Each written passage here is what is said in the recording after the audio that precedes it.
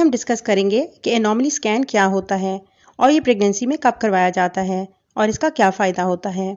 Anomaly scan को हम second trimester scan भी कहते हैं क्योंकि ये हम प्रेगनेंसी के 5वें माह यानी 18 से 22वें हफ्ते पर करवाते हैं। इसमें हम बेबी के सर से लेकर पाँव तक तमाम ऑर्गन्स को देख लेते हैं। इसमें हम बेबी की आँखें, नाक, कान, होंठ, हाथों पैरों की उंगलियां, heart, kidneys, lungs, spinal cord, stomach सब देख लेते हैं। हाथों और पैरों की उंगलियों को काउंट कर सकते हैं।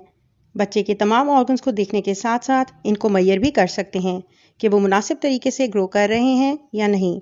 और इस तरह अगर बच्चे में कोई एबनॉर्मेलिटी हो तो वो एनोमली स्कैन पर देखी जा सकती है।